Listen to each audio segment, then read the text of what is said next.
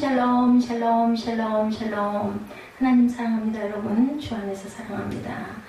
오늘 야고보서 두 번째 시간, 우리 본문을 2장 14절에서 26절까지 읽었지만 오늘은 1절부터 쭉 우리 하나님의 그 말씀을 풀어나가면서 함께 은혜를 받도록 합니다. 제목이 온전해지는 믿음이죠. 1장의 주제는 성숙한 성도의 인내에 대해서 우리가 함께 둘러봤고, 2장은 성숙한 성도가 못대로 사는 것, 행함으로 사는 것, 진리대로 사는 것, 아무리 진리를 이야기를 해도 삶이 그의 말을 증언해 주지 않으면 미성숙한 성도다. 오늘 본문 우리가 읽어봤죠. 14절의 내 형제들아, 만일 사람이 믿음이 있노라고 행함이 없으면 무슨 유익이 있으리요. 22절에 내가 보거니와 믿음이 그의 행함과 함께 일하고 행함으로 믿음이 온전하게 되었느니라. 이렇게 말씀을 합니다. 그래서 진리를 이야기해도 삶이 그의 말을 증언해 주지 않으면 어떤 믿음이다? 미성숙한 죽은 믿음이 될 수밖에 없다. 교회도 마찬가지죠. 우리 믿음과 약속, 그 모든 것을 교회 안에서 말씀을 증거하고 우리는 받고 그대로 행하고 나가도록 노력해야 되겠죠. 사람을 대하는 태도도 또한 중요하다. 1절에서 13절의 내용은 외모로 사람을 판단하지 말라. 1절에 보니까 내 형제들아, 영광의 주 곧 우리 주 예수 그리스도에 대한 믿음을 너희가 가졌으니 사람을 차별하여 대하지 말라. 너희 회당에 금가락지를 끼고 아름다운 옷을 입은 사람이 들어오고 남루한 옷을 입은 가난한 사람이 들어올 때 너희가 아름다운 옷을 입은 자를 눈여겨보고 말하되 여기 좋은 자리에 앉으소서 하고 가난한 자에게 말하되 너는 거기 서 있더니 내 발등상 아래에 앉으라 하면 너희끼리 서로 차별하며 악한 생각으로 판단하는 자가 되는 것이 아니냐. 우리는 이런 실수를 정말 저지를 때가 너무 많아요. 나도 모르게 그죠? 좀 멋지게 차려입고 귀티가 나고 좀 부한 것 같고 할 때는 보는 눈이 왠지 달라지죠. 추레하게 입었으면 별로 말하고 싶어하지 않는 게 사람의 심리인데, 여기에 하나님께서 말씀하시기를 너희끼리 서로 차별하며 악한 생각으로 판단하는 자가 되는 것이다. 이렇게 얘기를 하고 있습니다. 그래서 우리는 그런 부분을 정말 누가 나는 절대 그렇지 않아 얘기할 수 있는 사람이 사실은 없습니다. 나도 모르게 무의식적으로 그렇게 될 수가 있죠. 그래서 교회에서 빈부의 차가 있으면 안 된다라고 2절에서 4절까지 서로 차별하며 악한 생각으로 판단하는 자가 되는 거니 너희들 그렇게 하지 말아라. 고린도 교회에 대한 이야기입니다. 고린도전서 11장 20절에서 22절에 말씀합니다. 너희가 함께 모여서 주의 만찬을 먹을 수 없으니 이는 먹을 때 각각 자기의 만찬을 먼저 갖다 먹음으로 어떤 사람은 시장하고 어떤 사람은 취함이라. 어떤 사람은 배가 고파 앉아있고 어떤 사람은 먼저 먹어버렸다는 거죠. 너희가 먹고 마실 집이 없느냐? 너희가 하나님의 교회를 업신여기고 빈궁한 자를 부끄럽게 하느냐? 내가 너에게 무슨 말을 하랴? 너희를 칭찬하랴? 이것으로 칭찬하지 않노라. 이런 문제를 피하려면 하나님의 눈으로 누구를 봐야 된다? 사람을 보아야 한다. 사무엘상 16장 6, 7절에도 증거하고 있습니다. 그리고 오늘 5절에 가난한 자를 대개 하나님의 은혜를 받는다라고 말씀하고 있어요. 5절에 내 사랑하는 형제들아 들을지어다. 하나님의 세상에서 가난한 자를 택하사 믿음에 부여하게 하시고 또 자기를 사랑하는 자들에게 약속하신 나라를 상속으로 받게 하지 아니하셨느냐. 너희는 도리어 가난한 자를 업신여겼도다. 부자는 너희를 억압하며 법정으로 끌고 가지 아니하느냐. 부유하고 힘 있는 돈 있는 빽 있는 사람들은 이런다라는 거죠. 그래서 무엇이든지 부자가 되면 힘들 수도 있다라는 것, 마태복음 10장 23절에서 25절에 증거하죠. 이 동네에서 너희를 박해하거든 저 동네로 피하라. 내가 진실로 너에게 이르노니 이스라엘의 모든 동네를 다 다니지 못하여서 인자가 오리라. 동네를 다 언제 온다는 거고 어느 날 순간 벼랑간에 가까이 왔다라는 거죠. 두려워할 분을 두려워하라. 24절에 제자가 그 선생보다 또는 종이 그 상전보다 높지 못하나니 제자가 그 선생 같고 종이 그 상전 같으면 족하도다. 집주인을 바알세불이라 하였거늘 하물며 그 집 사람이랴. 이렇게 증거하고 있습니다. 그래서 구원받은 사람은 영이 가난한 자다. 우리 너무 잘 알죠. 산상수훈 마태복음 5장 3절이죠. 심령이 가난한 자는 복이 있나니 천국이 그의 것이라 합니다. 대개는 육신적으로 뛰어나지 못한 자들이 심령이 가난한 자들이기도 하다는 거죠. 고린도전서 1장 26절에서 31절에도 증거합니다. 교회는 유대인 이방인 구분 없어야 된다. 신분적 어떤 사회적 모든 구분을 비워야 된다라는 거죠. 에베소서 6장 9절입니다. 상전들아 너희도 그들에게 이와 같이 하고 위협을 그치라. 이는 그들과 너희의 상전이 하늘에 계시고 그에게는 사람을 외모로 취하는 일이 없는 줄을 알미라. 우리는 이걸 알면서도 수시로 시시때때로 나도 모르게 그죠? 무의식적으로 그냥 좀 있는 사람, 권력 있는 사람, 뭔가 배운 것 같은 사람, 지식층인 사람, 좀 뭐라 그러니까 좀 세련돼 보이는 이런 사람들을 보면 우리가 왠지 모르게 좀 정중해지죠. 그렇지 못한 사람들은 그냥 대충 대하고 별로 얘기하고 싶어 하질 않습니다. 야고보서 1장 9절에 보니 낮은 형제는 자기의 높음을 자랑하고 이렇게 얘기합니다. 그리고 10절에 부한 자는 자기의 낮아짐을 자랑할지니 이는 그가 풀의 꽃과 같이 지나간다. 해가 돋고 뜨거운 바람이 불어 풀을 말리면 꽃이 떨어져 그 모양이 아름다움이 없어지나니 부한 자도 행하는 일에 이와 같이 쇠잔하여진다. 가진 사람도 끝까지 영원히 그렇게 부하지는 않다는 겁니다. 오늘 본문 6, 7절이죠. 너희는 가난한 자들을 부당하게 너희는 대우하고 있구나. 6절, 7절 그런데 너희는 가난한 자들을 부당하게 대워야 했도다. 너희는 도리어 가난한 자를 없인 여겼도다. 부자는 너희를 억압함의 법정으로 끌고 가지 아니하느냐. 7절에 그들은 너에게 대하여 일컫는 바 그 아름다운 이름을 비방하지 아니하느냐. 대개 영과 육의 부자들이 예수님을 멸시했다라는 거예요. 그 시대에도. 그렇죠. 그래서 재림 때는 더 그렇게 된다. 야고보서 5장 1절에서 4절입니다. 5장 1절부터 4절을 보니 들으라 부한 자들아 너에게 임할 고생으로 말미암아 울고 통곡하라. 너희 재물은 썩었고 너희 옷은 좀 먹었으며 너희 금과 은은 녹이 슬었으니 이 녹이 너에게 증거가 되며 불같이 너희 살을 먹으리라. 너희가 말세에 재물을 쌓았도다. 보라 너희 밭에서 추수한 품꾼에게 주지 아니한 삭시 소리지르며 그 추수한 자의 우는 소리가 만군의 귀에 들려느니라 라고 이렇게 야고보서 5장에 우리가 앞으로 같이 묵상할 내용이긴 하지만 이렇게 말씀합니다. 오늘 본문 8절에서 11절은 이웃사람은 왕가의 법을 이웃사람은 왕가이고 왕이 주신 것이다. 너희가 만일 성경에 기록된 대로 내 이웃사랑하기를 내 몸같이 하라 하신 최고의 법을 지키면 잘하는 것이거니와 9절에 만일 너희가 사람을 차별하여 대하면 죄를 짓는 것이니 율법이 너희를 범법자로 정죄하리라. 누구든지 온 율법을 지키다 그 하나를 범하면 모두 범한 자가 되나니 간음하지 말라 하시니라. 또한 살인하지 말라 하셨은즉 내가 비록 간음하지 아니하여도 살인하면 율법을 범한 자가 되느니라. 이렇게 말씀합니다. 레위기 19장 18절에도 사랑은 다른 모든 법을 왕처럼 다스린다라고 말씀하고 로마서 13장 8절부터 14절에도 뭐라고 말씀하세요? 피차 사랑이 비두에는 아무에게도 아무 빚도 지지 말라. 남을 사랑하는 자는 율법을 다 이루었느니라. 오직 주 예수 그리스도를 옷 입고 정욕을 위하여 육신의 일을 도모하지 말라라고 이렇게 말씀하죠. 그래서 아까 말씀드린 대로 레위기 19장 18절에 원수를 갚지 말며 동포를 원망하지 말며 내 이웃 사랑하기를 내 자신과 같이 사랑하라. 나는 야훼니라. 레위기에서도 이렇게 말씀한다. 외모를 중시하는 율법을 외모를 중시하는 율법을 범하는 거라고 합니다. 하나님이 보시는 것처럼 사람을 보라. 하나님은 절대로 사람을 외모로 취하지 아니하시기 때문이죠. 다른 모든 것을 지켜서도 외모를 중시하면 율법을 어긴 것이고 유죄라고 이렇게 성경에 증거하고 있다는 거죠. 혹시 우리도 바리새인처럼 행하는 것은 아닌가 생각해봐라. 마태복음 23장 23절입니다. 화 있을진저 외식하는 서기관들과 바리새인들이여 너희가 박하와 회향과 근체의 11조는 들이되 율법에 더 중한 법 정의와 긍휼과 믿음은 버렸도다. 그러나 이것도 행하고 저것도 버리지 말아야 할지니라. 다 행하고 버리지 말고 다 잘 지켜야 된다는 거죠.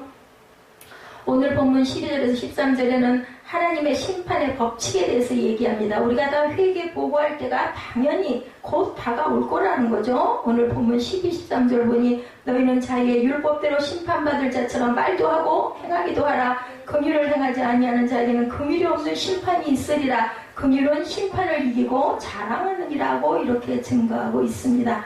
로마서 14장 10절에서 12절에 내가 어찌하여 내 형제를 비판하느냐 어찌하여 내 형제를 업신여기느냐 우리가 다 하나님의 심판대 앞에 서리라. 기록되었으되 주께서 이르시되 내가 살았노니 모든 무릎이 내게 꿇을 것이요 모든 혀가 하나님께 자백하리라 하였느니라. 이러므로 우리가 각 사람이 자기 일을 하나님께 직고하리라. 이렇게 증거합니다. 성도들 역시 죄가 아니라 보상에 관하여서 심판을 받는다고 고린도 후서 5장 9절에서 10절에 말씀합니다. 그런즉 우리는 몸으로 있든지 떠나 있든지 주를 기쁘시게 하는 자가 되기를 힘쓰노라. 이는 우리가 다 반드시 그리스도의 심판대 앞에 나타나게 되어 각각 선악간에 하나님의 심판을 받으리라고 그 몸으로 행한 것을 따라 받으려 함이라고 이렇게 말씀하죠. 그래서 우리는 항상 조심해야 된다. 말을 조심해야 된다. 마태복음 12장 34절에서 37절에 증거합니다. 독사의 자식들아 너희는 악하니 어떻게 선한 말을 할 수 있느냐.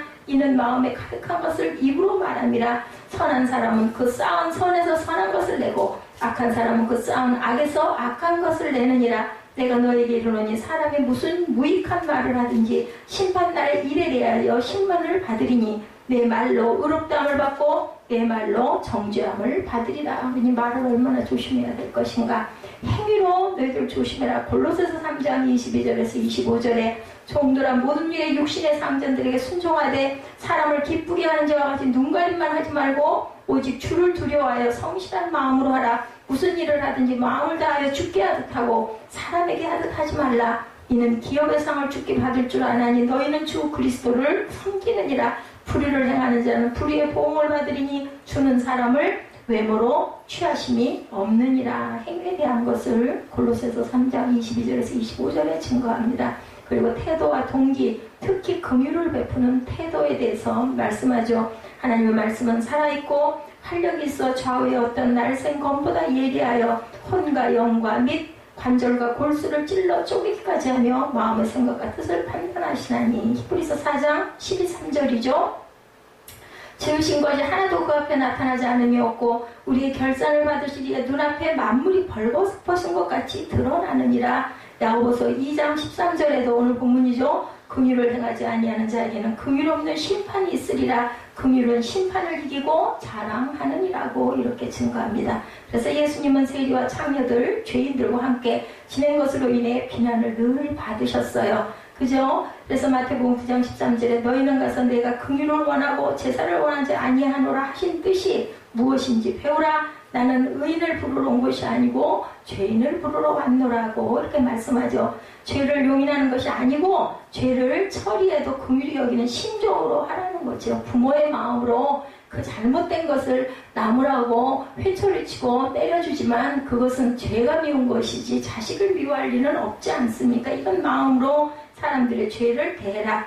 예, 죄를 절대로 용서하거나 죄를 그냥 보고 눈 감고 넘어가라는 것은 아니라는 거죠. 우리는 자유의 법에 의해 판단을 받는다. 갈라디아서 5장 1절에 그리스도께서 우리를 자유롭게 하려고 자유를 주셨으니 그러므로 굳건하게서 다시는 종의 멍에를 매지 말라고 그러시죠. 왜 자유의 법인가? 어릴 때는 법의 규제가 필요했고 장성하면 우리가 불필요하죠. 믿음도 마찬가지라는 거죠. 자유가 방종이 되어서는 안 되는데 온전한 자유를 누리는 사람은 어떤 사람, 장성한 분량에 있는 사람은 아무리 자유를 줘도 그렇게 방종하지는 않는다라는 겁니다. 갈라디아서 5장 13절에서 19절에 형제들아 너희가 자유를 위하여 부르심을 입었으나 그러나 그 자유로 육체의 기회를 삼지 말고 오직 사랑으로 서로 종노릇하라. 자유가 왔다 해서 막 방탕하지 말라는, 육체의 기회를 삼지 말라는 거죠. 사랑으로 서로를 섬기라는 겁니다. 온 율법은 내 이웃 사랑하기를 내 자신같이 하라 하신 이 말씀에서 이루어졌나니 만일 서로 물고 먹으면 피차 어떻게 돼요? 멸망할까 조심하라. 죽는 게 나만 죽는 게 아니에요. 상대방도 죽고 나도 죽고. 그러니 우리는 서로 사랑으로 서로 섬기는 게 맞죠. 그래야 이기지 않겠어요? 서로를 세워주는 거죠. 아무도 보지 않을 때도 잘해야 된다. 자유의 법의 의미는 바로 누가 보지 않아도 코란되어 하나님께서 나를 보고 계신다라는 마음으로 항상 아무도 없다 하더라도 우리는 그런 한결같은 마음을 가져야 된다. 그러므로 우리의 믿음이 우리 행위를 지배해야 된다. 믿음이 내 행동을 누가 있든 없든 누가 보든 안 보든 누가 하라고 하든 안 하든 우리는 항상 이 믿음이 나를 지배할 수 있게 해야 된다. 교리는 다른데 긍휼을 베풀지 못하는 사례에 대해서 요나서 4장에도 증거하고 있습니다. 그래서 야고보서 2장의 믿음과 행위의 상관관계에 대해서 오늘 우리 본문 함께 읽은 14절에서 26절에 지금 나타납니다. 1절부터 13절의 내용을 지금 우리가 다 보았죠. 우리는 항상 우리는 방종하지 말아야 되고 자유를 믿음 안에서 누려야 되는 그런 장성한 분량에 이르러야 되며, 두 번째로는 서로의 관계에 대해서 14절에서 26절에 말씀합니다. 로마서 3장 28절 또한 야고보서 2장 21절에는 어떤 배치가 있는가 우리가 봅니다. 마틴 루터가 고민했어요. 그래서 에베소서 2장 8절에서 10절에 설명하고 있습니다.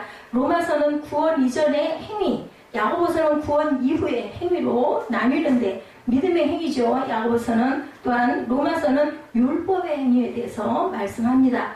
야고보서는 예수 그리스도의 성육신, 십자가 부활, 다시 태어남, 교회, 하나님의 구원 계획 등을 거의 언급하지 않는다라고 얘기하고 구원받은 성도들의 생활 지침서다. 믿음은 기독교의 시작과 끝이다. 믿음에 의해서 우리는 구원을 받는다고 분명히 에베소서 2장 8절에 너희는 그 은혜에 의하여 믿음으로 말미암아 구원을 받았으니 이것은 너희에게서 난 것이 아니요 하나님의 선물이다. 그리고 믿음으로 우리는 성화를 이루었다. 고린도후서 5장 7절에 우리가 믿음으로 행하고 보는 것을 행하지 아니함이로다. 이렇게 얘기를 합니다.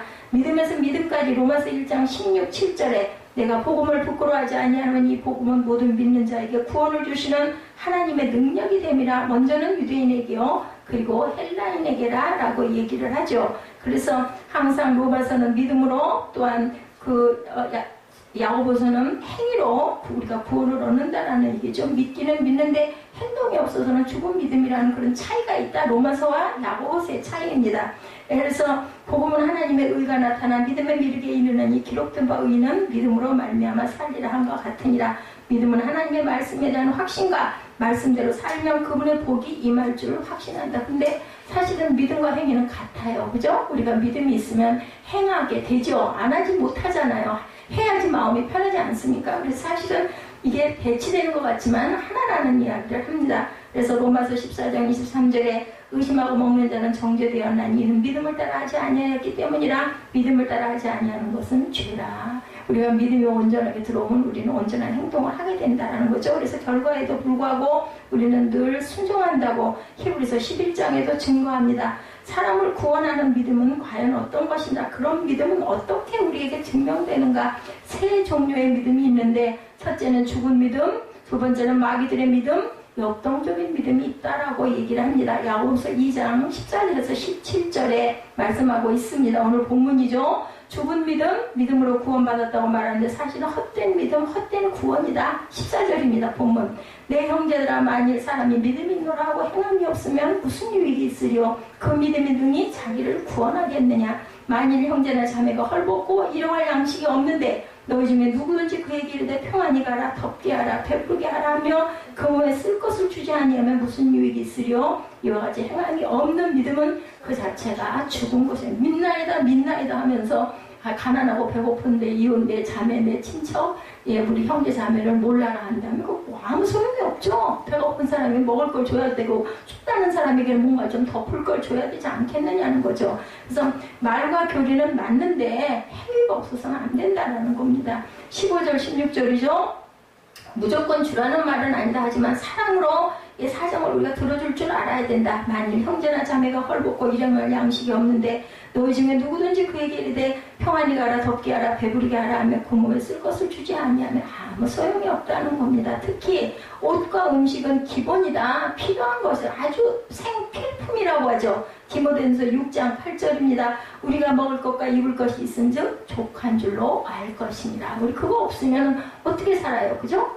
아무리 무슨 내가 고급스러운 척 해봤댔자 사흘 굶고 도둑질 안 하는 사람이 없다고 얘기를 하죠. 요한일서 3장 17절에도 누가 이 세상에 재물을 가지고 형제의 궁핍함을 보고도 도와줄 마음을 닫으면 하나님의 사랑이 어찌 그 속에 거하겠느냐라고 이렇게 요한사도도 말합니다. 자녀들아 우리가 말과 혀로만 사랑하지 말고 행함과 진실함으로 하자. 요한일서 3장 18절이에요. 선한 사마리아 사람의 이야기 우리 너무나 잘 알잖아요. 그래서 이게 굉장히 중요하다. 실천했죠. 불쌍해서 붙들어다가 주막에다 갖다 놓고 치료해주고 보호해주고 내가 돌아올 때까지 이 사람을 좀 잘 보호해주고 돈이 더 들면 내가 오면서 또다시 줄 테니 돌봐 이렇게 했어요. 세리, 바리새인 모두 다 그냥 지나가죠. 이런 것은 아무 소용이 없고 그렇게 했다가는 그건 믿음도 아니고 아무것도 아니고 말로만 하는 믿음은 절대로 구원할 수도 없다는 거죠. 마태복음 7장 21절에 나더러 주여 주여 하는 자마다 다 천국에 들어갈 것이 아니여 다만 하늘에 계신 내 아버지 뜻대로 어떤 자 행하는 자라야 들어가리라. 이것이 오늘 말씀이 저와 여러분에게, 특히 저에게 주시는 말씀입니다. 우리는 정말 마음은 갖고 있으면서 잘 못할 때가 얼마나 많은지 몰라요. 10번에서 한 번도 잘 실행을 못하죠. 그런데 큰 게 아니라 작은 것 하나부터 우리는 자꾸 행동으로 실천할 줄 알아야 된다. 이것은 죽은 믿음, 산 믿음은 생명의 열매를, 그죠? 우리가 믿음으로 어떤 행동으로 배고픈 자에게, 그죠? 마음이 배고픈 자, 뭐 먹을 거 말고도 그런 사람에게 우리가 따뜻한 위로를 할 줄 안다면 생명의 열매를 맺는다. 사랑받은 사람이 사랑 못 받으면 어떻게 돼? 죽어요. 우리 식물도 마찬가지잖아요. 사랑의 마음 없이 돌보지 아니하면 결국은 병들고 썩어서 죽을 수밖에 없다. 야고보서의 행위는 믿음과 중생으로 인해 삶 속에서 드러나는 행위, 즉 회심 후의 행위라는 겁니다. 우리가 회심해야 되죠. 무엇으로? 성령으로 거듭나야 된다는 게 바로 이 회심입니다. 18, 9절이죠. 마귀들의 믿음에 대해서 얘기합니다. 18절이죠. 어떤 사람은 말하기를 너는 믿음이 있고 나는 행함이 있으니 행함이 없는 내 믿음을 내게 보이라. 나는 행함으로 내 믿음을 내게 보이리라 하리라. 내가 하나님은 한 분이신 줄을 믿느냐? 잘하는도다. 귀신들도 믿는다는 거예요. 그리고 벌벌 떤다는 겁니다. 그것을 안다는 거죠.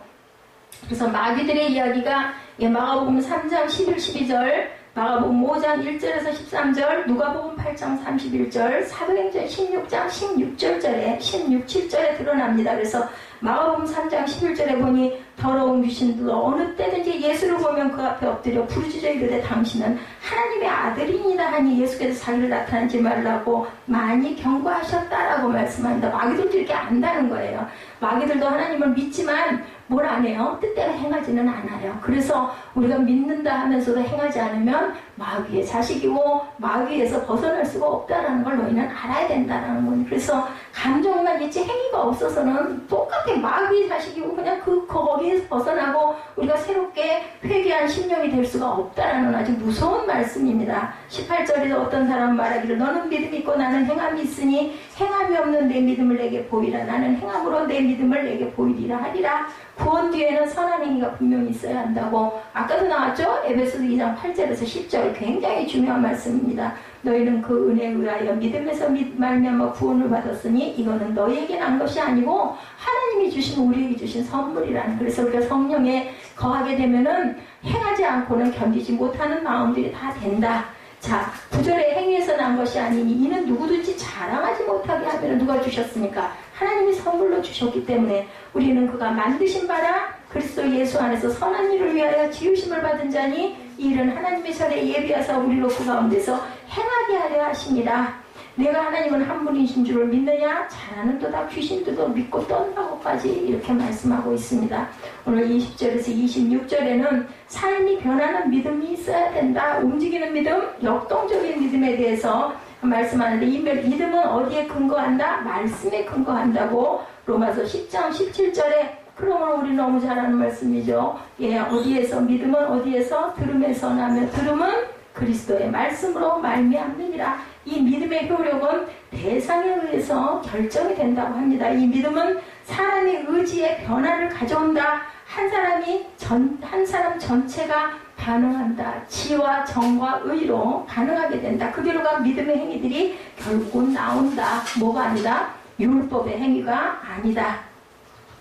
그래서 아브라함과 라합의 예에 대해서도 말씀하죠. 유대인, 이방인, 하나님의 친구, 원수, 남자, 여자, 경건한 사람, 불경건한 사람, 공통점은 행위가 뒤따르는 믿음들을 다 한 이런 사람들이다. 그래서 창세기 아브라함 이야기죠. 창세기 21절에서 23절 그리고 15절 22절에 보면은 창세기에 이런 말씀들이 나타나 있는데 구원은 15장 5, 6절에 칭의 하나님의 법적 선고 하나님이 하신다. 영원하시다라고 말씀합니다.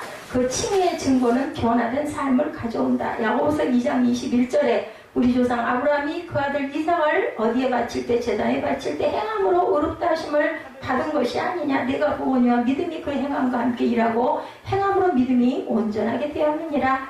완전하다는 말은 죄가 없다는 뜻이 아니고 그리스도의 장성한 분량에까지 이르렀다라는 뜻이다. 이삭까지 바치려 했죠. 히브리서 11장 17절에서 19절에도 증거합니다. 아브라함은 시험을 받을 때 믿음으로 이삭을 드렸으니 그는 약속들을 받은 자로 돼 외아들을 드렸느니라. 뭐했어요? 행했죠. 그에게 이미 말씀하시기를 내 자손이라 칭할 자는 이삭으로 말미암으라 하셨으니 그가 하나님이 능히 이삭을 죽은 자 가운데서 다시 살리실 줄로 생각한지라. 아브라함은 이미 그때 아들을 죽여도 분명히 하나님께서는 그를 살려주실 거라는 부활신앙을 갖고 있었다라는 겁니다. 비유컨대 그의 죽은 자 가운데서 도로받은 것이니라고 이렇게 마지막 19절에 이렇게 말씀합니다. 히브리서 11장 19절이죠. 비유컨대 그를 죽은 자 가운데서 도로받은 것이니라. 그래서 우리는 의롭게 되었다는 거죠. 21절에 우리 조상 아브라함이 그 아들 이삭을 제단에 바칠 때 행함으로 의롭다 하심을 받은 것이 아니냐. 영혼 없는 몸이 죽은 것 같이 행함이 없는 믿음은 죽은 것이니라고 오늘 26절에 이렇게 마지막으로 말씀을 하고 있습니다. 이렇게 해서 우리 야고보서 2장의 전체적인 것을 우리가 다 봤죠. 그래서 성경에는 두 용례가 있는데 첫 번째 사람이 하나님 앞에서 의롭게 되는 건 뭐라고 그래요? 칭의라고 얘기합니다. 로마서 4장 2절에 만일 아브라함이 행위로서 의롭다 하심을 받았으면 자랑할 것이 있으리니와 하나님 앞에서는 없느니라. 왜? 칭함을 받았기 때문에 우리가 자격이 있어서가 아니라 칭해 주셔서 받았기 때문에 자랑할 자는 아무도 없어요. 누가 주셨기 때문에 하나님이 주신 선물이라고 에베소서에서 말씀하셨죠. 두 번째는 사람들 앞에서 의롭게 되는 것은 정당성을 인정받는 것이다. 옳다라고 인정받는 거라는 거죠. 디모데전서 3장 6절이죠. 그도다 경건의 비밀이여 그렇지 않다 하는 이 없도다. 그는 육신으로 나타나신 바 되시고 영으로 의롭다 하심을 받으시고 천사들에게 보이시고 만국에서 전파되시고 세상에서 믿음 받으시고 영광 가운데 올려지셨느니라고 이렇게 말씀을 합니다. 야고보서는 사람들이 볼 수 있는 믿음의 행위를 이야기하고 있죠. 2장 18절에 어떤 사람은 말하기를 너는 믿음이 있고 나는 행함이 있으니 행함이 없는 내 믿음을 내게 보이라. 나는 행함으로 내 믿음을 내게 보이리라 하리라. 누가 그랬어요? 라합이 그렇게 했죠. 히브리서 11장 31절에 믿음으로 기생 라합은 정탐꾼을 편안히 영접하였으므로 순종하지 아니한 자와 함께 멸망하지 아니하였도다. 말씀을 듣고 마음의 변화가 일어나 행동을 했죠. 생명의 위협을 무릅씁니다. 죽을 수도 있는데 정탐꾼들을 받아들이고 보호해주죠. 그 결과 그녀는 창녀에서 신분이 바뀌어서 주님의 계보에 들어가죠. 마태복음 1장 5절이죠. 살몬은 라합에게서 보아스를 낳고 보아스는 르밧에서 오벳을 낳고 오벳은 이새를 낳고 이새는 다윗을 낳고 이렇게 연결되어 있다라는 거죠. 그래서 창녀의 계급에서 그만 당장에 예수 그리스도의 가문의 계보에 올라앉는 기가 막힌 이러한 하나님의 선물을 받는 그런 여인이 되었다. 야고보서의 믿음은 사람의 지정의가 동시에 작용하는 믿음이다. 이것이 바로 성경 전체의 믿음이라고 히브리서 11장의 1절이죠. 믿음은 바라는 것들의 실상이요 보이지 않는 것들의 증거라고 이렇게 얘기를 합니다. 우리는 보이지 않는 것도 증거로 믿을 줄 알아야 된다는 겁니다. 그리고 12절에 선한 행위가 없으면 죽은 믿음이다 라고 말씀하죠. 26절에 영혼 없는 몸이 죽은 것 같이 행함이 없는 믿음은 죽은 것이니라. 13번째로 우리 자신을 돌아보아야 된다. 고린도전서 13장 5절입니다. 무례히 행하지 아니하며 자기의 유익을 구하지 아니하며 성내지 아니하며 악한 것을 생각하지 아니하며 우리가 사랑은 오래 참고로부터 시작이 되죠. 이런 자가 돼야 된다. 14번째로 우리의 구원 과정을 살펴보라. 선포하고 회개하고 신뢰하고 영접하고 그리고 변화되고 그래서 성화를 이루어야 된다라고 시편 139편 23, 4절에 얘기합니다. 하나님이여 나를 살피사 내 마음을 아시며 나를 시험하사 내 뜻을 아옵소서. 내게 무슨 악한 행위가 있나 보시고 나를 영원한 길로 인도하소서. 이렇게 시편에서도 고백하죠. 15번째로는 극단적 세대주의자들의 문제점이 있다. 1절의 수신자 흩어진 누구에게 12지파. 따라서 야고보서는 환난 성도에게만 해당된다는 그러한 가르침은 거짓이다. 로마서 4장에도 증거하고 있습니다. 그래서 로마서 11장 6절에 만일 은혜로 된 것이면 행위로 말미암지 않음이니 그렇지 않으면 은혜가 은혜되지 못하느니라. 이 서신서는 유대인 크리스찬에게 주어졌으며 열매로 나무를 알 수 있다는 예수님의 말씀을 설명하고 있다. 그렇죠? 설명하기 위한 것이다. 따라서 이방인 크리스찬들도 당연히 행위가 있는 믿음을 가져야 한다. 그렇지 않으면 거짓 믿음이다. 아까 다 나온 부분이 또 나오죠. 에베소서 2장 8절이죠. 너희는 그 은혜에 의하여 믿음으로 말미암아 구원을 받았으니 이것은 너에게 난 것이 아니요 하나님의 선물이라고 분명히 말씀합니다. 행위에서 난 것이 아니니 누구든지 아무도 자랑하지 못하게 하려 합니다. 오늘 본문의 주제는 행함이 없는 믿음. 뒤집어 말하면 행함이 있는 믿음을 행함으로 그 참됨이 증명되는 믿음을 우리가 가져야 된다는 얘기입니다. 야고보서가 앞에서 이미 언급한 것 1장 22절이죠. 그는 쓰기를 너희는 말씀을 행하는 자가 되고 듣기만 하여 자신을 속이는 자가 되지 말라고 했는데, 그것은 참된 믿음이란 하나님의 말씀을 듣기만 하는 것이 아니라 순종으로 받아들이고 그대로 행하는 것을 강력하게 암시하고 있다. 우리는 받아들이고 행할 줄 알아야 된다. 말씀대로 행하지 아니하면서 말씀을 듣는 것만 가지고 자기에게 믿음이 있다고 생각하는 것은 착각이다. 근데 우리가 그럴 때가 너무 많아요. 나 잘 알아요. 그죠? 행함으로 믿음을 실천할 줄 알아야 된다고 생각을 하면서도 나는 믿나이다 하면서 행함이 없으면서도 우리는 인간이 다 그렇죠. 어떻게 온전할 수가 있겠어? 그냥 이렇게도 얘기를 하는데 이래서는 안 된다라는 거죠. 먼저 본문 14절에서 묻기를 내 형제들아 만일 사람이 믿음이 있노라고 행함이 없으면 무슨 유익이 있겠느냐라고 묻습니다. 그 믿음이 능히 너를 구원하겠느냐? 이렇게 말씀을 하죠. 무슨 유익이 있으려 하는 질문에 이어서 믿음이 능히 너를 구원하겠느냐고 이렇게 묻는 것은 그 유익이 다른 것 아닌 구원을 위한 유익을 말하는 것임을 우리가 뜻한다는 걸 절대로 잊어버려서는 안 된다. 믿음은 구원을 위해서 유익한 것이어야 하는데 말씀들의 행함은 없이 그저 말씀을 듣기만 해가지고는 믿음이 있다고 할 수가 없다. 따라서 구원을 위해서 아무 유익이 되지 못한다. 15절, 16절에도 14절에서 제기한 문제를 구체적인 예를 들어서 반복하죠. 만일 형제나 자매가 헐벗고 일용할 양식이 없는데 너희 중에 누구든지 그에게 이르기되 평안히 가라, 덥게 하라, 배부르게 하라 하며 그 몸에 쓸 것을 주지 않으면 그 사람에게 무슨 유익이 있겠느냐는 거죠. 믿음의 본질은 어디에 있다? 사랑에 있다는 겁니다. 그 사랑하면은 뭐든지 아깝지 않게 주지 않습니까? 하나님을 사랑하고 형제 이웃을 사랑하는 것이 바로 믿음이라는 말이죠. 그런데 사랑을 말로만 하고 행동으로 실천하지 않는 믿음을 가졌다고 할 수도 없고, 따라서 구원을 위해 아무런 유익이 되지 못한다는 거죠. 예수님께서도 주여 주여 하는 자마다 다 천국에 들어갈 것이 아니요 하늘에 계신 내 아버지의 뜻대로 행하는 자라야 들어간다라고 마태복음 7장 21절에 말씀합니다. 17절은 앞선 14절에서 16절의 결론이죠. 오늘 본문 17절에 보니 다시 한번 봅니다. 이와 같이 행함이 없는 믿음은 자체가 죽은 것이다. 인데 이것이 바로 아까 14절에서 16절 누구든지 뭐라 그래요? 헐벗고 일용할 양식이 없는데 너도 따뜻하게 입어, 너 배고프면 먹어, 이런 말 하는 것은 아무런 소용이 없다. 그래서 결론이 바로 오늘 본문 전체의 결론이죠. 영혼 없는 몸이 죽은 것 같이 행함이 없는 믿음은 죽은 것이니라. 무서운 말씀입니다. 믿음에 있어서 영혼 같은 것, 즉 믿음을 살아있는 믿음 되게 하는 것은 말씀대로 실천하는 것이고, 대표적인 예를 들자면 결론은 사랑이다라는 결론입니다.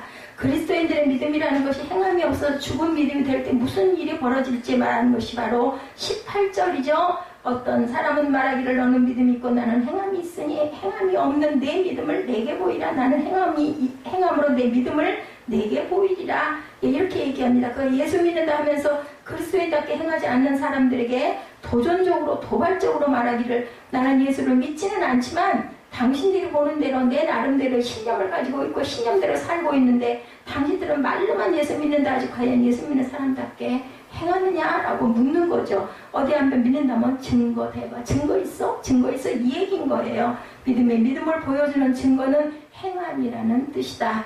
행함이 없이는 믿음이 있다고 절대로 말할 수가 없고 말로는 누가 못해. 이런 얘기 많이 하죠. 세상 사람들이 그리스도인에게 이렇게 도발해올 빌미를 절대로 주지를 말자. 19절 20절이죠. 내가 하나님은 한 분이신 줄 믿느냐? 귀신이 또 그거 믿어. 그리고 덜덜 떨어. 그런데 행함이 없는 귀신들은 마귀는 아는데 행함이 없다라는 거죠. 너희는 그런 사람이 돼서는 안 되지 않느냐는 말씀이 바로 19절에 20절 말씀입니다. 아무리 다른 모든 성경 지식을 갖고 있고 그것을 믿는다 해도 오직 한 분이신 하나님이라는 믿음이 확고하지 않는다면 안 된다. 우리 헌금하는 것도 마찬가지예요. 그죠? 얼마나 아까워요. 한 달 내내 벌어가지고 하나님께 눈에 보이시다는 하나님께 드린다는 그것이 바로 믿음이 없이 어떻게 한두 번은 하죠. 체면상. 그죠? 근데 그걸 꾸준하게 끝까지 한다는 건 믿음 없이는 절대로 할 수 없다는 겁니다. 신명기 6장 4절에서 9절에 어떻게 한 분이신 하나님이라는 믿음이 얼마나 중요한지를 말씀합니다. 이스라엘아 들으라. 우리 하나님 야훼는 오직 유일한 여호와시니 너는 마음을 다하고 뜻을 다하고 힘을 다해 내 하나님 야훼를 뭐해라? 사랑하라고 말씀을 합니다. 오늘 내가 내게 명하는 이 말씀을 너는 어디에 새기고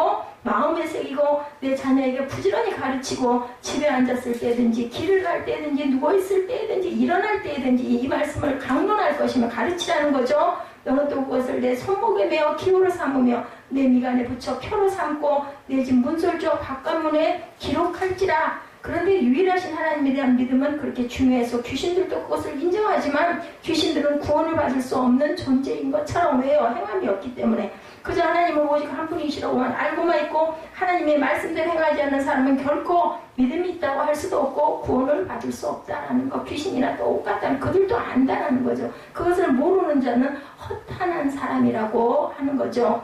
허탄한 사람이란 어리석은 자, 불쌍한 사람, 한심한 자라는 뜻이에요. 그죠? 아, 허탄한 사람아, 행함이 없는 믿음이 헛것인 줄을 알고자 하느냐? 오직 오로지 이렇게 거꾸로 반문을 합니다. 조금 풀어서 말하자면 행함이 없는 믿음은 헛것이다 하는 거. 예, 그걸 모르다니 이 한심한 작자야 내가 알게 해주랴 내가 증거를 보여주지 하는 얘기라는 거죠. 그래서 야고보는 이어지는 21절에서 25절에 행함으로 온전한 믿음을 인정받은 성경의 인물 두 사람을 예로 들었죠. 우리 조상 아브라함이 그 아들 이삭을 제단에 바칠 때 행함으로 의롭다 하심을 받은 것이 아니냐. 내가 보거니와 믿음이 그의 행함과 함께 일하고 행함으로 믿음이 온전하게 되었느니라. 이에 성경의 이른바 아브라함이 하나님을 믿으니 이것을 의로 여기셨다는 말씀이 이루어졌고 그는 하나님이 뭐라 칭함을 받았어요? 벗이라고 친구라는 칭함을 받았나니 이로 보건대 사람이 행함으로 의롭다 하심을 받고 믿음으로만은 아니니라. 실제로 하나님께서는 선지자 이사야의 입을 빌려 말씀하시기를 너 이스라엘아 내가 택한 야곱아 나의 벗 아브라함의 자손아 하신 적이 있다. 예, 어디에요? 이사야 41장 8절입니다. 그렇게 아브라함이 하나님의 벗이라기까지 불린 것은 믿음 때문만이 아니라 행함 때문이지 않느냐는 거죠. 하나님으로부터 너는 너의 고향과 친척 아비집을 떠나 내가 네게 보여줄 땅으로 가라. 내가 너로 큰 민족을 이루고 네게 복을 주어 네 이름을 창대하게 하리니 너는 복이 될지라. 너를 축복하는 자에게는 내가 복을 내리고 너를 저주하는 자에게는 내가 저주하리니 땅의 모든 족속이 너로 말미암아 복을 얻을 것이라고 창세기 12장 1절에서 3절에 좀 말씀하시죠. 예, 그래서 어떻게 75세의 나이의 말씀대로 정든 삶의 터를 무조건 떠나죠. 12장 4절에 바울이 믿음을 보았다면 야고보는 믿음의 실천을 본 것이라는 것을 우리가 알아야 된다. 예, 아브라함에게서 바울이 믿음을 보았다면 야고보는 믿음의 실천을 본 것이다. 하나님의 약속대로 나의 100살에 얻은 자식 이삭을 뭘로 드려요? 번제로 드리라는 하나님의 명령 따라 귀하디 귀한 독자이지만 그를 번제로 드린 그 바닥에는 뭐가 있었어요? 하나님이 분명히 살려주실 것이라는 믿음이 있어서 행했다라는 겁니다. 그러니까 믿음 다음에 우리는 행동할 줄 아는 한 발 더 나아간 믿음에 대한 것을 바로 야고보서에는 이렇게 강하게 인정을 해서 나타냈다. 자, 야고보는 그 말씀을 준행하는 믿음을 창세기 22장 18절에서 보죠. 바울과 야고보가 다른 것을 보고 다른 말을 한 것이 절대로 아니고 믿음과 행함에 관한 바울과 야고보의 말은 서로 모순된 말이 아니라 관계가 있는 상관관계가 있는 말씀이라는 것. 그래서 성경에서 말하는 믿음과 행위 사이의 관계가 그 의미를 서로 보완하고 더욱 확실하고 견고하게 해준다는 것을 우리가 꼭 알고 가야 되겠다. 그래서 본문 25절에서 라합을 예로 들죠. 모세의 뒤를 이어 여호수아가 이스라엘 백성을 이끌고 하나님께서 주시리라 약속하고 가라고 명하신 땅 가나안으로 들어가는 관문이었던 견고한 성 여리고를 공략하기에 앞서 보낸 정탐꾼들이 안전하게 이스라엘 진영으로 되돌아갈 수 있도록 위험을 무릅쓰고 그들을 숨겨주고 길을 가르쳐주고 힘껏 도와서 이스라엘의 가나안 진입에 공헌한 여인 라합이죠. 그러니까 그렇게 한 것은 이스라엘을 향한 하나님의 뜻을 믿고 행했기 때문이다. 믿기만 했으면 아무 소용이 없었겠죠. 그녀는 이스라엘과 함께 하시는 하나님의 역사를 믿기만 하고 팔짱 끼고 앉아 있었던 것이 아니고 해야 한다고 생각한 것을 실행했다라는 겁니다. 그 행함 때문에 그녀는 여호수아와 이스라엘로부터 그녀의 의로움을 인정받고 그녀와 그녀의 온 가족의 생명을 보존할 수가 있었다. 여호수아 6장 25절에도 증거합니다. 본문 25, 6절에도 이와 같이 희생 라합이 사자들을 적대하여 다른 길로 나가게 할 때 행함으로 의롭다 하심을 받은 것이 아니냐. 영혼 없는 몸은 죽은 것 같이 행함이 없는 믿음은 죽은 것입니다. 오늘 본문에서 보는 야고보의 주장은 행함으로가 아니라 오직 믿음으로만 구원을 얻을 수 있다는 바울의 주장에 맞서는 것으로 보일 수 있지만 믿음이 없이 어떻게 행함을 할 수 있겠어요? 그죠? 저는 그것을 그렇게 보지 않습니다. 그래서 우리가 어떤 그 기독교 신앙의 핵심에서는 이신칭의론을 부인한다고도 보지만 사실은 대립적인 게 절대로 아니다. 믿음이 있기 때문에 우리는 행할 수가 있다라는 거. 우리도 그렇지 않습니까? 그래서 야고보서 2장 8절에 사랑은 율법의 완성이니라 하는 로마서 13절의 10절은 근본적으로 같은 복음의 입장에서 있음을 우리가 확인하고 갈 수가 있겠다. 뭐라 그래요? 네 이웃사랑하기를 내 몸같이 하라 하신 최고의 법을 지키면 잘하는 것이라고 2장 8절에서는 얘기하죠. 그래서 사랑은 율법의 완성이라고 로마서 13장 10절에 있는 말씀과 같다는 겁니다. 사도 바울은 갈라디아서 5장 6절에서 쓰기를 그리스도 예수 안에서 할례나 무할례나 효력이 없으되 사랑으로서 역사하는 믿음뿐이라고 이렇게 말합니다. 그러므로 사람이 의롭다 하심을 얻은 것은 율법의 행위에 있지 않고 믿음으로 되는 줄 우리가 인정하노라. 로마서 3장 28절이죠.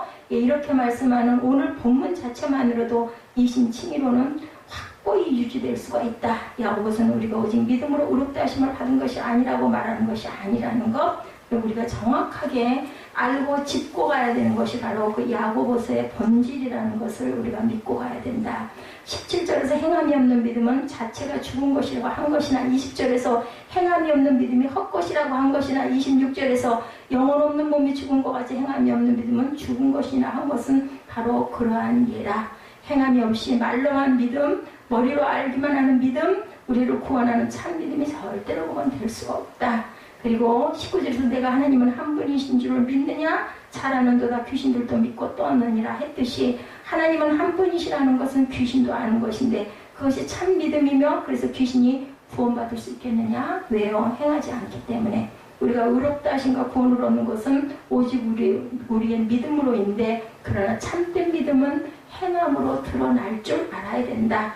행함으로 구원을 얻는 것은 아니지만 구원으로 택하심을 받은 사람이라면 행하게 하고 행하게 된다는 거죠. 참된 믿음은 삶의 변화와 선한 행위를 낳기 때문이다. 거꾸로 말하면 삶의 변화와 선한 행위가 없는 사람은 참된 믿음을 가졌다고 할 수 없다는 거죠. 우리가 하나님 앞에 언제나 죄인임을 고백하는 것과 하나님 앞에서 의를 실천하고자 힘쓰는 것은 함께 가는 것이라는 겁니다. 그것이 참된 믿음이다. 그래서 우리는 항상 그 믿음과 선을 통하고 의를 실천하는 것을 우리 마음에 심고 항상 나는 부족합니다. 나는 세리가 죄인입니다 했죠. 그런 자세로 우리가 살아갈 줄 알아야 된다. 낮아져서 하나님 앞에 기도하는 마음, 회개하는 마음이 항상 있어야 되겠다. 14절에서 내 형제들아 만일 사람이 믿음이 있노라고 행함이 없으면 무슨 유익이 있으리요 한 야고보의 말을 통해 주님께서는 우리에게 도전을 주십니다. 우리의 믿음이 무익한 것이 되지 않도록 해야 할 것이다. 15, 16절에 형제나 자매가 헐벗고 일용할 양식이 없는데 너희 중에 누구든지 그에게 이르되 평안히 가라 덥게 하라 배부르게 하라며 몸에 쓸 것을 주지 아니하면 무슨 유익이 있으리요 한 말을 통해서 하나님께서는 또한 오늘 우리의 행할 바를 구체적인 예를 들어서 지시하고 계셔요. 저와 여러분뿐만이 아니라 우리 민족에게 하시는 말씀이라고 저는 그렇게 생각이 듭니다. 정말 물질의 풍요를 누리고 있는데 얼마나 낭비하고 허비하는 것이 많은지, 정말 가난하고 어려운 사람들을 정말 한 끼씩만 조금씩만 절약을 해가지고 그 뷔페에 나오는 음식들만 모아도 엄청난 사람을 살릴 수가 있다고 그러죠. 그래서 행함이 없는 믿음은 죽은 것이라고 한 말을 통해서 하나님께서는 우리 믿음이 죽은 믿음이 되지 말아라. 오늘 본문 14절, 15, 16절, 19절 상반절, 20절, 21절, 25절은 질문의 형식이고 그 중간에 17, 8절, 19절 하반절, 22절에서 24절, 26절은 대답입니다. 고대의 문장 형식은 통렬한 비난을 통해서 사람이 어떤 관점을 설득시키기 위해서 사용하고 한 것인데 야고보는 행함 없는 죽은 믿음을 통렬히 비판하면서 그리스도인이 하나님의 말씀대로 행하며 온전한 믿음의 소유자들이 될 것을 권면하죠. 말씀대로 행함으로 온전한 믿음, 살아있는 믿음의 사람들, 저와 여러분들 사랑을 실천하는 주님의 제자들, 주님의 자녀들 되시기를 주님의 이름으로 축복합니다. 야고보서를 통해서 우리 잘 알고 있는 부분들이에요. 근데 한 번 더, 10번을 우리가 되풀이해서 읽어도 반복을 해도 전혀 부족함이 없을 만큼의 귀한 말씀들 우리가 이렇게 증거하고 전하고 들음으로 인해서 다시 한번 마음밭에 믿음을 행하며 나아갈 줄 아는 그러한 저와 여러분 되시기를 주님의 이름으로 축복합니다. 우리 오직 믿음으로 찬양 한장하시고 축도로 예배를 마치도록 합니다.